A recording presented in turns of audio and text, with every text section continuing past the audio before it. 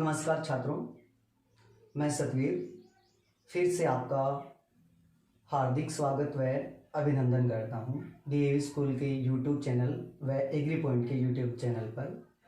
अपन ने पिछले वीडियो में पढ़ा था खरपतवारों का वर्गीकरण अकॉर्डिंग टू फसल संबंध के आधार पर, अकॉर्डिंग टू जीवन चक्र के आधार पर, अकॉर्डिंग टू ऋतु या फसल बुआई के समय के आधार पर। तो 3 प्रकार के वर्गीकरण है वो खरपतवारों के अपन ने पिछले वीडियो में पढ़ लिए थे।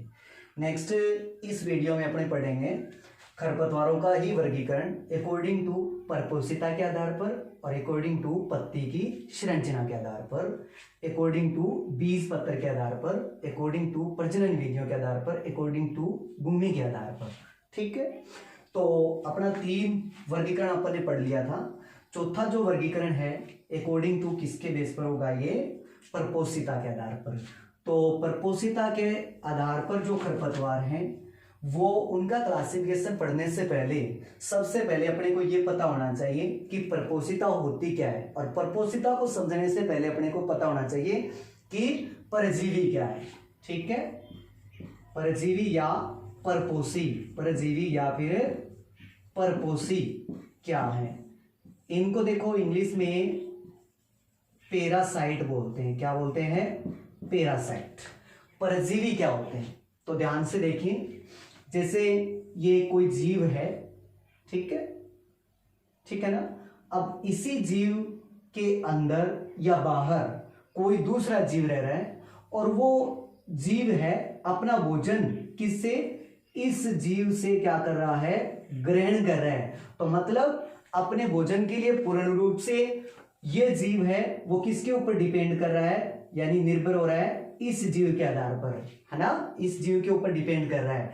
तो इसलिए ये जीव जो माना गया है ना, ये छोटे वाला जीव है, ये क्या माना गया है, परपोषी या परजीवी। मतलब ऐसे जीव जो अपने भोजन के लिए किसी दूसरे जीव पर निर्भर होते हैं, परजीवी या फिर परपोषी कहलाते हैं। परजीवी जिस पर अपने भोजन के लिए निर्भर होता है उस जीव को पोषी कहा जाता है। क्या कहा जाता है? पोषी। और ये हो गया, वो कौन सा हो गया, परजीवी या परपोषी, परजीवी या फिर परपोषी। ठीक है, तो ये तो परजीवी और पोषी अपन ने पढ़ लिया।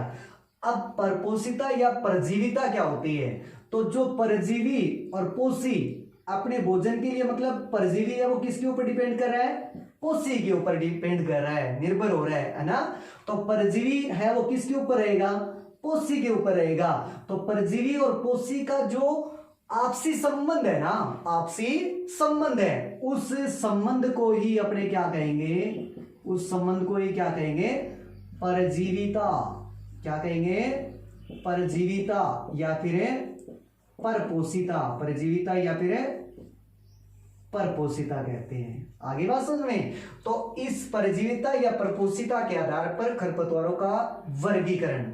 ठीक है, तो परपोषिता के आधार पर खरपतवार कितने प्रकार के होते हैं, 2 प्रकार के होते हैं। कितने प्रकार के होते हैं? 2 प्रकार के। ओके, अब कौन कौन सा होता है? सबसे फर्स्ट ऑफ ऑल परपोषिता के आधार पर मूल परजीवी, मूल परजीवी खरपतवार, मूल परजीवी खरपतवार, जिसको इंग्लिश में बोला जाता है रूट पैरासाइट, पैरासाइट वीट। ठीक है, और सेकंड जो होता है इसी का, वो कौन सा होता है, तना परजीवी खरपतवार, तना परजीवी खरपतवार, जिसको इंग्लिश में बोलते हैं स्टेम पैरासाइट वीट। ठीक है, तो परपोषिता के आधार पर खरपतवार कितने प्रकार के हो गए? 2 प्रकार के, मूल परजीवी खरपतवार और तना परजीवी खरपतवार। अब मूल परजीवी खरपतवार कौन सा हो जाएगा कि देखो यहां पर अपन ने देखो ये पढ़ा था परजीवी और पोषी पढ़ा था ना। पोषी यहां पर खरपतवारों का वर्गीकरण पढ़ रहे हैं, तो पोषी ये क्या होगा, फसलीय पौधा या फसलीय पौधा, फसलीय पौधा या खरपतवार के अतिरिक्त पौधा होगा, खरपतवार के अतिरिक्त पौधा होगा, ठीक है। और परजीवी यहां पर क्या माना जाएगा, खरपतवार का पौधा, क्या माना जाएगा, खरपतवार का पौधा, ठीक है। अब खरपतवार है वो या तो किसी फसलीय पौधे पर या अन्य किसी पौधे पर अपने भोजन के लिए डिपेंड करता है, इसलिए ये कौन सा माना जाएगा, परजीवी खरपतवार, ठीक है। तो मूल परजीवी खरपतवार किसे कहते हैं कि ध्यान से देखिए, जो परजीवी खरपतवार है वो पोषी पौधे के खरपतवार का जो पौधा है ना, यानी परजीवी है, वो पोषी पौधे के से भोजन ग्रहण करेगा, लेकिन किस भाग से, जड़ से। तो वे खरपतवार, जैसे ये खरपतवार का पौधा हो गया, इसकी ये रूट हो गई, और यहां पर अपना क्या हो गया, एक फसलीय पौधा हो गया, क्या हो गया, ये हो गया अपना फसलीय पौधा, ठीक है। ये इसकी रूट हो गई और ये किसकी रूट हो गई, खरपतवार के पौधे की। तो इसमें क्या होते हैं, खरपतवार के पौधे की जड़ों में चुस्कांग पाए जाते हैं, जिनको सक्कर्स बोलते हैं, क्या बोलते हैं, सक्कर्स। वो सक्कर्स है आगे से मतलब नुकीले और पिन नुमा होते हैं, तो वो मतलब किसमें चले जाते हैं, फसलीय पौधे की जड़ों की आंतरिक कोशिका में चले जाते हैं। तो जब फसलीय पौधा क्या करेगा, भूमि से भोजन अवशोषित करेगा ना, तो वो भोजन को मतलब कौन खींच लेता है, साथ साथ में इस खरपतवार के पौधे के चुस्कांग, जो कहां स्थित है, जड़ों में स्थित है। तो वो जड़ों से मतलब क्या कर लेंगे, अपने भोजन को अपनी तरफ खींच लेते हैं। तो अब इस खरपतवार का की जड़ें हैं वो किससे भोजन ग्रहण कर रही है, फसलीय पौधे की रूट से, यानी जड़ से प्राप्त कर रही है, इसलिए इसको क्या मानेंगे, मूल परजीवी खरपतवार। एग्जाम्पल सॉरी, इसकी परिभाषा देखिए कि वे खरपतवार जो अपने भोजन के लिए, वे खरपतवार है जो अपने भोजन के लिए दूसरे पौधे की किस पर निर्भर करते हैं, मूल या जड़ पर निर्भर करते हैं, ऐसे खरपतवारों को मूल परजीवी खरपतवार कहा जाता है, ठीक है। तो ऐसे खरपतवार है जो अपना भोजन किसी दूसरे पौधे की जड़ से प्राप्त करते हैं, इसलिए इनको क्या कहते हैं, मूल परजीवी खरपतवार। आगे बात समझ में। और दूसरा जो इसका उल्टा हो जाएगा, तना परजीवी खरपतवार है दूसरा वर्गीकरण। इसमें क्या हो जाएगा कि जैसे ये खरपतवार का पौधा हो गया, ठीक है ना। अब ये खरपतवार का पौधा है वो क्या करेगा कि यहां पर खड़ी कोई भी फसलीय पौधा है, तो इसके ऊपर क्या हो जाएगा, ये कि यहां से ग्रोथ करता हुआ, भूमि के नजदीक से ग्रोथ करता हुआ या भूमि के ऊपर से ग्रोथ करता हुआ, ये क्या हो जाता है, इसके ऊपर यानी तने के चारों तरफ लिपट जाता है, जिसके चुस्कांग है वो फसलीय पौधे के तने की कोशिकाओं से सेल से को यानी कोशिका रस को खींच लेते हैं। तो अपना भोजन है वो किससे, दूसरे पौधे के तने से प्राप्त कर रहा है, इसलिए इसको क्या बोलेंगे, अपने तना परजीवी खरपतवार, ठीक है। तो वे खरपतवार जो अपना भोजन किसी दूसरे पौधे के तने से प्राप्त करते हैं क्या कहलाते हैं, तना परजीवी खरपतवार कहलाते हैं। तो प्रपोषिता के आधार पर मूल परजीवी खरपतवार और तना परजीवी खरपतवार कंप्लीट हो गया। लेकिन अब इनका भी क्या किया गया है, वर्गीकरण किया गया है, मतलब इनका भी क्लासिफिकेशन किया गया है, ठीक है। तो मूल परजीवी खरपतवार है, मूल परजीवी खरपतवार वो भोजन ग्रहण करने के आधार पर कितने प्रकार के होते हैं, 2 प्रकार के। ये भी कितने प्रकार के होंगे, 2 टाइप्स। कितने प्रकार के होंगे, 2 प्रकार के होंगे। अब कौन कौन सा होगा, सबसे पहला जो मूल परजीवी खरपतवार का वर्गीकरण है वो कौन सा हो गया, पूर्ण मूल परजीवी खरपतवार, पूर्ण मूल परजीवी खरपतवार, जिसको इंग्लिश में बोलते हैं टोटल रूट पैरासाइट वीड। और सेकंड है वो कौन सा हो जाएगा, अर्ध मूल परजीवी खरपतवार, ठीक है, जिसको इंग्लिश में बोलते हैं सेमी रूट पैरासाइट वीट, ठीक है। तो ये कितने प्रकार के मूल परजीवी खरपतवार? दो प्रकार के, पूर्ण मूल परजीवी खरपतवार और अर्ध मूल परजीवी खरपतवार। पूर्ण मूल परजीवी खरपतवार नाम से प्रतीत हो रहा है कि ऐसे खरपतवार जो अपना भोजन किसी दूसरे पौधे के जड़ों से प्राप्त करेंगे, लेकिन अन्य किसी भी क्रिया से भोजन प्राप्त नहीं करते, तो वे खरपतवार या वे मूल परजीवी खरपतवार हैं जो अपने भोजन के लिए पूर्ण रूप से किसी दूसरे पौधे की जड़ पर ही निर्भर करते हैं। क्या कहलाते हैं? पूर्ण मूल परजीवी खरपतवार, ठीक है। जैसे पूर्ण मूल परजीवी खरपतवार किसे कहेंगे कि जैसे ये फसलीय पौधा हो गया और यहां पर ये क्या हो गया? खरपतवार का पौधा। तो ये क्या करेगा कि ये इसकी रूट्स में चला जाएगा और अपना भोजन सिर्फ और सिर्फ कहां से ग्रहण कर रहा है? फसलीय पौधे की या अन्य पौधे की रूट से प्राप्त कर रहा है। इसलिए ये खरपतवार है ना, वो कौन सा खरपतवार कहलाएगा? पूर्ण मूल परजीवी खरपतवार। तो वे खरपतवार है जो अपना भोजन किसी दूसरे पौधे की जड़ से ही प्राप्त करते हैं, पूर्ण मूल परजीवी खरपतवार कहलाते हैं, ठीक है। एग्जाम्पल के रूप में बात करूं मैं, ओराबंकी। कौन सा? ओराबंकी। इसको अपनी सामान्य भाषा में मरगोजा कहा जाता है। क्या कहा जाता है? मरगोजा, ठीक है। अब ओराबंकी जो खरपतवार है वो पूर्ण रूप से किस पौधे पर, यानी किस पौधे पर अपने भोजन के लिए निर्भर करेगा? तो ओराबंकी सरसों और सोलेनेसी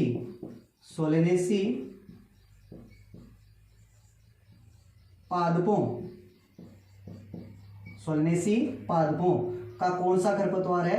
पूर्ण मूल परजीवी खरपतवार है। सोलेनेसी पादपों में भी कौन कौन से, एग्जाम्पल के रूप में बात करूं मैं सोलेनेसी में, तो हो गया, सोलेनेसी में मिर्च हो गया,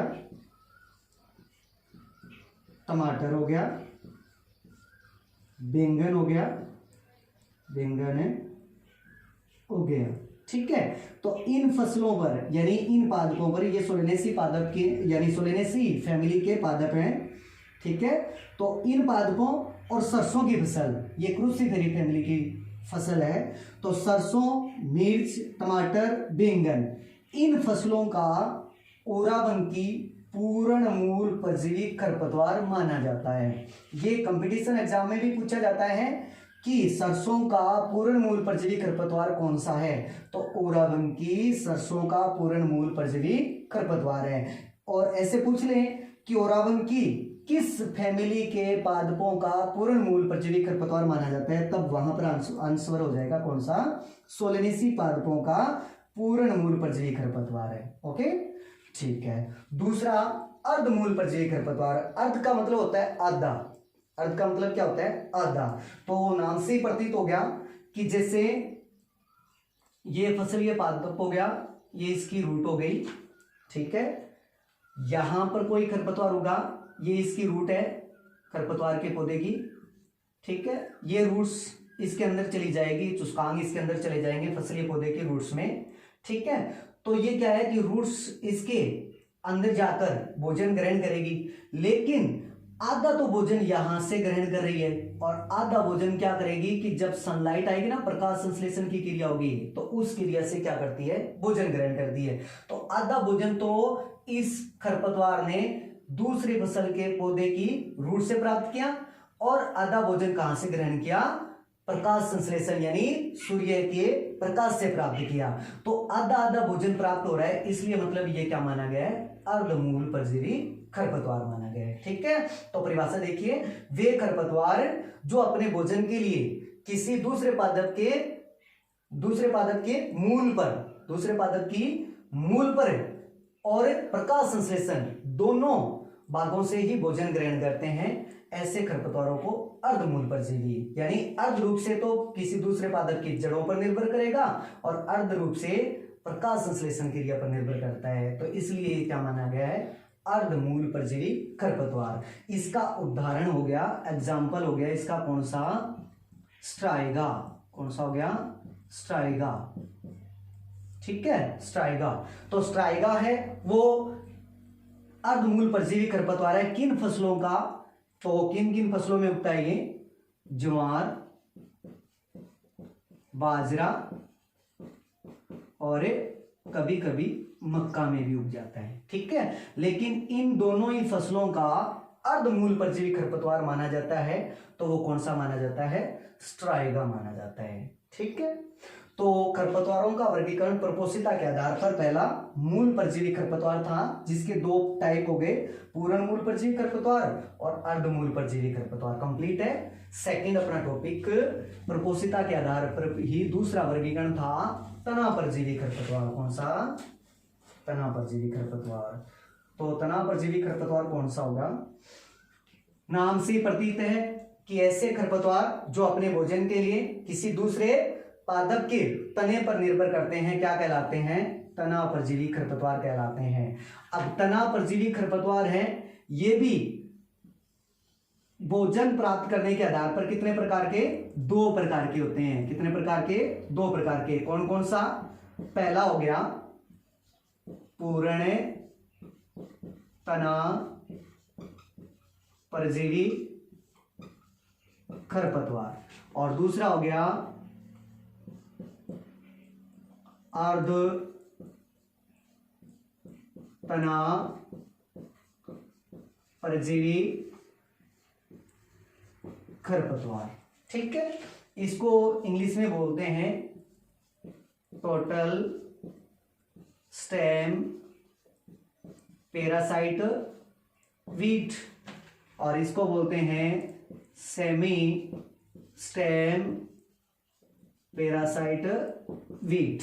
ठीक है, तो पूर्ण तना परजीवी खरपतवार कौन सा हो जाएगा कि देखिए, जैसे ये फसलीय पौधा या अन्य पौधा और यहां पर ये क्या हो गया, ये क्या हो गया, खरपतवार का पौधा। ठीक है, तो मतलब क्या हो रहा है कि जो खरपतवार का पौधा है वो किसके ऊपर, तने के ऊपर ही जुड़ा हुआ है। तो खरपतवार का जो पौधा है उसके अंदर पाए जाने वाले जो सक्कर है, चुस्कांग है, वो फसलीय पौधे के तने के अंदर क्या हो जाएंगे, इंटर्ड हो जाएंगे, प्रवेश कर जाएंगे और वहां से अपना क्या करेंगे, भोजन ग्रहण करेंगे। तो मतलब अपना भोजन है सिर्फ और सिर्फ कहां से ग्रहण कर रहा है, दूसरे फसल के तने से ही प्राप्त कर रहा है। इसलिए वो कौन सा खरपतवार माना गया, पूर्ण तना परजीवी खरपतवार। यानी वे खरपतवार जो अपने भोजन के लिए किसी दूसरी फसल के या पौधे पर निर्भर करते हैं, पूर्ण तना परजीवी खरपतवार कहलाते हैं। एक बार और दोबारा, कि वे खरपतवार जो अपने भोजन के लिए किसी दूसरे पौधे या फसलीय पौधे पर ही निर्भर करते हैं, तो पूर्ण तना परजीवी खरपतवार कहलाते हैं। एग्जाम्पल के रूप में अमरबेल। कौन सा, अमरबेल। तो अमरबेल एक ऐसा खरपतवार है जो दूसरे पौधे के तने पर ही भोजन के लिए क्या करता है, निर्भर होता है। इसलिए अमरबेल कौन सा खरपतवार है, पूर्ण तना परजीवी खरपतवार माना जाता है। और ये किस फसल का पूर्ण तना परजीवी खरपतवार माना गया है, तो ये रिस्का, चारे वाली फसल है जिसको चारों की रानी भी कहते हैं, रिस्का मेडिका सेटाइवा या एल्फा इसको कहा जाता है। तो रिस्का की फसल का पूर्ण तना परजीवी खरपतवार है, वो कौन सा खरपतवार है, अमरबेल है। ठीक है, तो ये बहुत बार कंपटीशन में पूछा जाता है कि पूर्ण तना परजीवी खरपतवार का उदाहरण कौन सा है, तो अमरबेल होगा। और रिस्के की फसल का पूर्ण तना परजीवी खरपतवार कौन सा है, तो अमरबेल हो जाएगा। ठीक है, अर्धतना परजीवी खरपतवार, तो इसमें देखिए ये फसलीय पौधा हो गया, ये खरपतवार का पौधा हो गया। ठीक है, ये यहां पर सनलाइट यानी सूर्य हो गया, तो सूर्य की किरणें। ठीक है, तो अपना देखो नाम जो डायग्राम बनाए उस डायग्राम के आधार पर ही अपन समझ सकते हैं कि कैसे, कि आधा तो ये अपना भोजन किससे ग्रहण कर रहा है, आधा तो कहां से, दूसरे पौधे के तने से और आधा भोजन कहाँ से, प्रकाश संश्लेषण क्रिया से। तो इसलिए मतलब ये क्या माना गया है, अर्धतनापरजीवी खरपतवार। तो ऐसे खरपतवार हैं जो अपना भोजन किसी दूसरे पौधे के तने व प्रकाश संश्लेषण दोनों पर ही निर्भर होते हैं, क्या कहलाते हैं, अर्धतनापरजीवी खरपतवार। यानी आधा भोजन तो किसी दूसरे पौधे के तने से प्राप्त करेगा और आधा भोजन प्रकाश संश्लेषण क्रिया से प्राप्त करता है, इसलिए क्या माना गया है, अर्धतनापरजीवी खरपतवार। तो इसका उदाहरण होता है लोरेंथस। कौन सा, लोरेंथस, ठीक है, लोरेंथस। अब लोरेंथस किन फसलों में उगता है, उपरोपण फसलों में। किन फसलों में, उपरोपण फसलों में उगता है, जैसे काजू है, इलायची है, काली मिर्च है, ठीक है, नारियल है। उन फसलों को उपरोपण फसलें कहते हैं। इसलिए उपरोपण फसलों का मुख्य जो खरपतवार है अर्धतनापरजीवी खरपतवार, वो कौन सा माना गया है, लोरेंथस। ओके, ठीक है। तो ये खरपतवारों का वर्गीकरण किसके आधार पर, फसल संबंध के आधार पर, जीवन चक्र के आधार पर, ऋतु या फसल बुआई के समय के आधार पर और प्रपोषिता के आधार पर। तो 4 प्रकार हो गए, ठीक है। नेक्स्ट,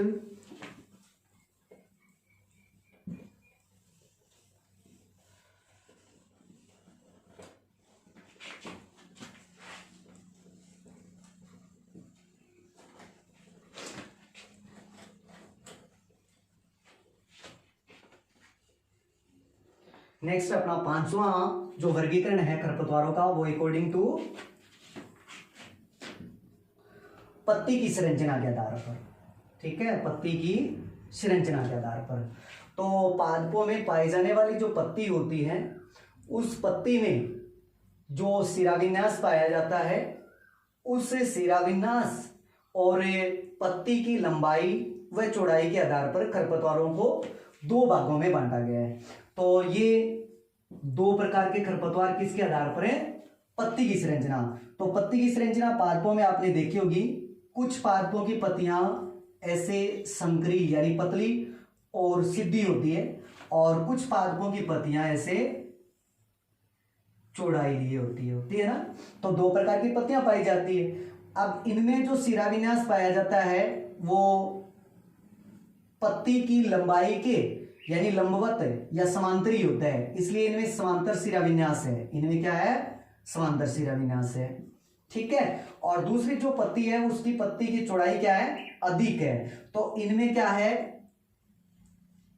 कि जो शिराएं हैं, पर्णशिराएं हैं, वो कैसे कि चारों तरफ ऐसे फैली हुई होती है, ठीक है ना। तो जालिकावत्सी होती है। तो दूसरा शिराविन्यास कौन सा हो गया, जालिकावत शिराविन्यास। तो समांतर शिराविन्यास संकरी पत्तियों में हो गया, और जालिकावत शिराविन्यास है वो कौन सी पत्तियों में हो गया, चौड़ी पत्तियों में। तो पत्तियों की लंबाई और चौड़ाई के आधार पर पत्तियां 2 प्रकार की, एक तो संकरी पत्ती और एक चौड़ी पत्ती। तो इन पत्तियों की सेहत के आधार पर ही है ना खरपतवार कितने प्रकार के माने गए, 2 प्रकार के। एक तो कौन से हो जाएगा, एक तो हो गया पहला संकरी पत्ती वाले खरपतवार। कौन सा, संकरी पत्ती वाले खरपतवार। और दूसरा हो गया कौन सा, दूसरा कौन सा हो गया, चौड़ी पत्ती वाले खरपतवार, ठीक है। ये 2 नंबर और ये 1 नंबर। तो 1 और 2 संकरी पत्ती वाले खरपतवार, चौड़ी पत्ती वाले खरपतवार, ठीक है। तो नाम से ही प्रतीत हो रहा है, जिनकी पत्तियां संकरी होती है और जिनमें समांतर शिराविन्यास पाया जाता है वो तो कौन से होंगे, संकरी पत्ती वाले खरपतवार। और जिनकी पत्तियां क्या होती है, शेप में चौड़ी होती है, ठीक है, और जिनमें कौन सा शिराविन्यास से जालिकावत शिराविन्यास पाया जाता है वो कौन से खरपतवार होंगे, चौड़ी पत्ती वाले खरपतवार, ठीक है। चौड़ी पत्ती वाले जितने भी खरपतवार हैं वो सारे के सारे द्विबीजपत्री होते हैं। कौन से होते हैं, सारे के सारे द्विबीजपत्री होते हैं, ठीक है। और जो संकरी पत्ती वाले खरपतवार होते हैं वो सारे के सारे कौन से होते हैं, एक बीजपत्री वाले खरपतवार है, ठीक है, क्लियर।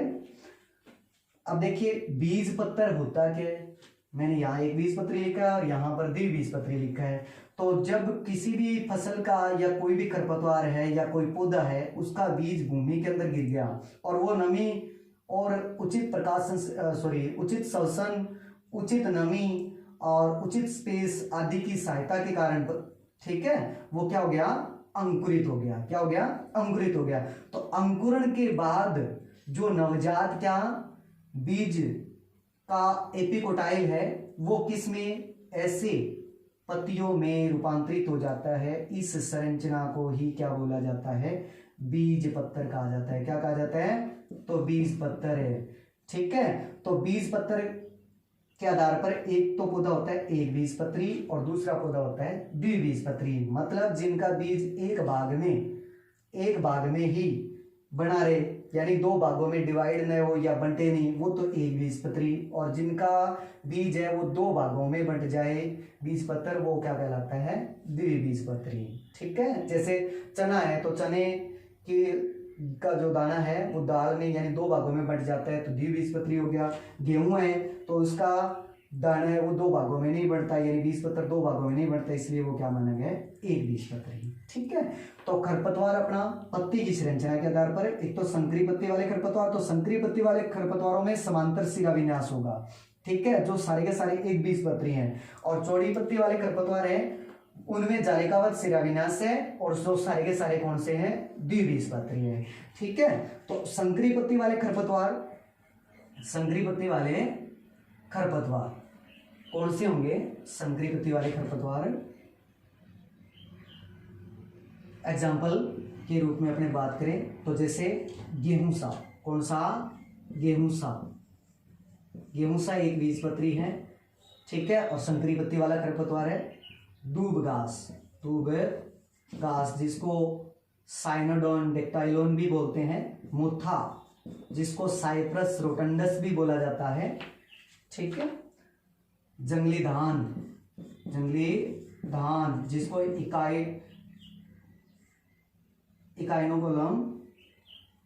कोलोनम बोला जाता है, कोलोनम बोला जाता है। सामा जिसको इकाइनोक्लोवा क्रिस गाली भी कहा जाता है।